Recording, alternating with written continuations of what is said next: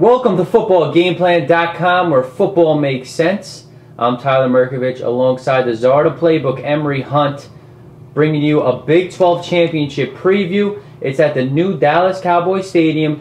It's the undefeated Texas Longhorns versus the Nebraska Cornhuskers, who are 9-3, winners of 5 in a row. And since that 9-7 debacle loss to Iowa State, which they had 8 turnovers, the defense has only allowed 53 points. A good unit here. The interesting matchup will be Texas's offense versus a pretty stout Nebraska defense. But what are your keys to victory for the Longhorns, who have a great opportunity to reach the BCS National Championship with the top 2 teams meeting the SEC Championship game? Well, I think the Longhorns have to take advantage of the matchups because they like to spread the field with the wide receivers and tight ends and running backs. So the key matchup is between the slot receivers versus Nebraska's 3rd and 4th corners. That is a huge matchup because Colt McCoy is an accurate passer. He's going to find the open man after he looks for Jordan Shipley. But the matchup between the slot receivers versus the 3rd and 4th, the nickel and dime corners, that's a key matchup. Second, how is Texas going to protect up front from Dominican Sue? That is a huge piece of that defensive line. That is the key to stop the spread, is pressure up the middle, and he does apply that pressure. How they play in the block, that is key. And they really have to shut down Roy Helu on offense.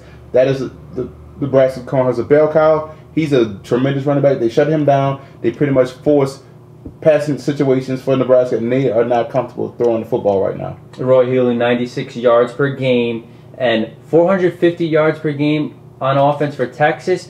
Nebraska only allowing 290 yards per game on defense, so that's a matchup. But let's not underestimate the Longhorns defense. You know they got a good one. But for Nebraska, what are your keys to victory?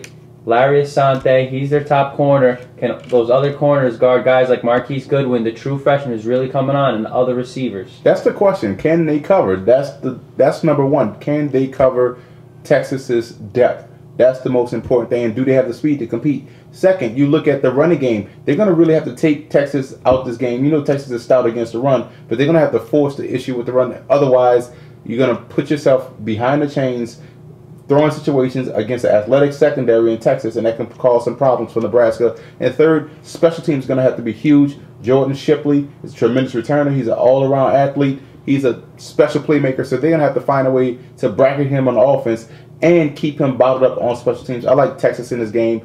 This is like the 96 Big 12 championship game, except they don't have Ricky Williams. But I do like Texas in this matchup. Well, Zachary has been more efficient lately compared to the beginning of the year. True. They've had atrocious in the beginning of the year on offense, but it's getting a little better. But that defense for the Longhorns, too much. 2 yards per carry, letting up less than 30% on 3rd down. And the running game for Texas is also there. Trey Newton, another true freshman, he's coming on. Then they got the big back Cody Johnson. Last 2 times these teams met, it was a close game, a 3-point game and a 2-point win for Texas. But still, I'm going with the Longhorns here. They are national championship bound right here.